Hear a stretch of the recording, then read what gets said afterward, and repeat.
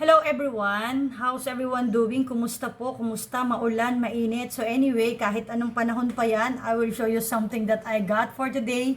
It's a simple menu recipe of chicken wings, So just do it. You can do it by your home if you want, guys. But this is what I got this morning. I just had, 12 pieces of, chicken wings, and then I cut it into two pieces, the one piece. So after that, wash it to the water, guys, and then after draining it, put some salt and water. Just massage all of them through the salt. Then after that, wash it to the water and drain it, okay? After draining it, guys, yung malinis na, there's no fishy smell in there. So put it to the clean bowl. Here, put it there. So what you're going to do is very simple. It's just affordable, guys, and you will enjoy with the family. Next, after cleaning it to the water and, massaging it to the salt, wash it properly. Make sure the salt it's not leave there. I'm going to tell you guys what is next. So here, I use 10 pieces of citrus or calamansi. I make it juice. And then you will just put it there. Make it juice, guys. And then 1 tablespoon of fish sauce or patis. Guys, kontrolin nyo kasi hinugasan nyo na po ito ng maalat. It might be maalatan kayo. So, 1.5 because it depends how many chicken that you get, guys. Okay? Fish sauce. And after that, this one, the cayenne pepper, guys. Put it there. Make it, it's up to you. Gaano nyo gusto maanghang or whatsoever. Okay? Then, after this is the cayenne powder. Black pepper, ground pepper. Put it in there. Just keep on massaging all of it. As much as possible, guys, I want a lot of, the ground pepper. Malasa kasi po siya, okay? Mas masarap kung malasa siya. Then, after all of this mixing together, all the ingredients I told you guys is, I want more spicy, I will add more. It's up to you guys. Again, do not be the way like I do it. I want spicy. So, massage it, guys. After that, it's already all the ingredients is mixed there together. So you have to marinate it for 30 to 40 minutes, guys, para manuot po yung lasa and then the ingredients that you put in the chicken, okay? So I'm gonna give you it 30 to 40 minutes to marinate, and then later I will start frying and making sauce to it, okay? I'll be back, guys. Stay tuned. Charan! I'm back, guys. So I will start frying na the chicken that I marinated earlier. Just stay and watch, guys. So make sure the oil it's already heated well, so para hindi dumikit. So in order the chicken won't be sticking to the pan, right? So make the fire low so it will not be, it won't get burned later, okay? You put some oil because you will, it's just like deep fry, guys. So start putting here. 1,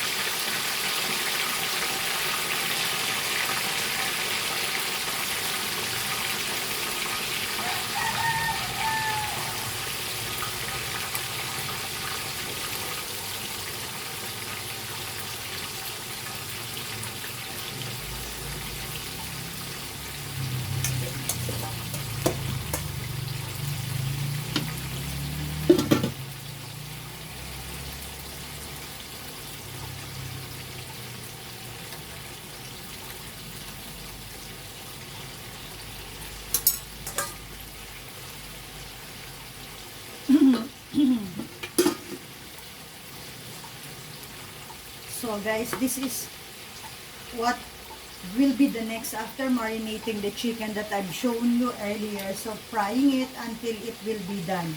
So later, after you already fry it, and you're gonna drain here, for the oil. So before you put sauce on it, after frying it, guys, I will make a sauce that I will going to show you again. Okay, stay tuned, enjoy watching, and don't forget guys to subscribe and always click the notification button for you to be updated.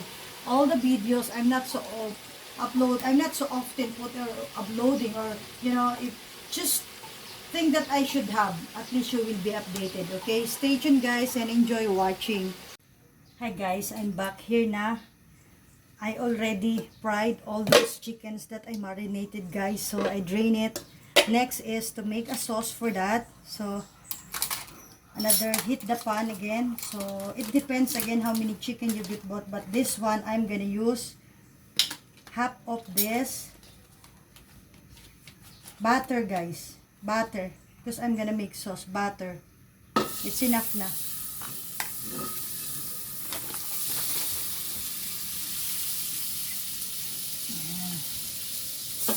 So siya yung magpapalasa sa chicken later. Remember, wala pa siyang lasa because I wash after putting some salt. I wash it to the water again. So just melt it first.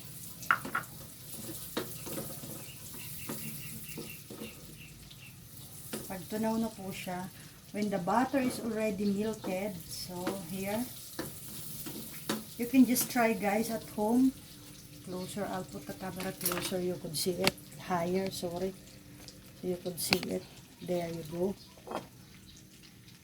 Just see, at least you could see when it's already melted na. So and now next is I will put all the chickens that I fried. So here, tak na guys natin. Hold the tissue na lang para hindi masama. There you go. So after this, make the low fire, the fire low, sorry. There. So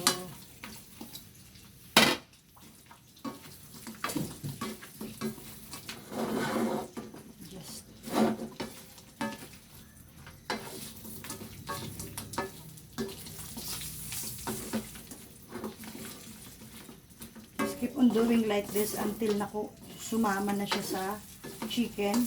Yung butter guys is buttered chicken. Kung may buttered shrimp, buttered chicken. So just after a while, I'll make a little high the fire, high the low fire, whatever. So you guys, this one here, it's already finished now. Since everything is, we're just going to put sauce here. I'm not gonna make it too long to cook because it's already cooked. You have to have the sweet chili sauce guys, okay? So actually, just because it is just for us, you could just make, it's up to you guys how many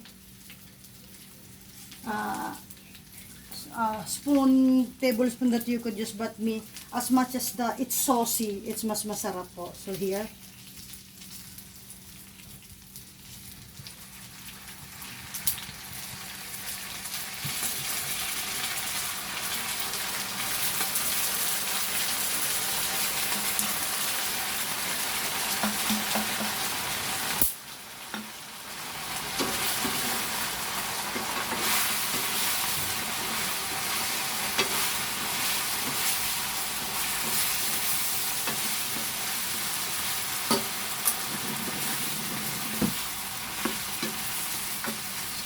manoot na po yung sauce niya. Pinatay ko na po yung apoy para talagang yung sauce is manoot sa chicken. Then more, you could just put some, put some water here para naman po maano yung sauce niya. Sayang eh. So the sauce here, it's finished na.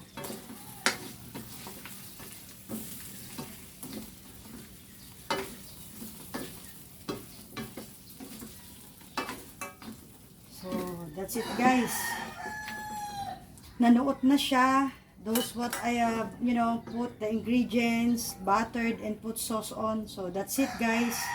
I wish guys you could do it at home, very simple, and you could enjoy with the family. And the loved ones. Thank you guys. Wish you enjoy watching and you will like what I've shown to you. Bye-bye.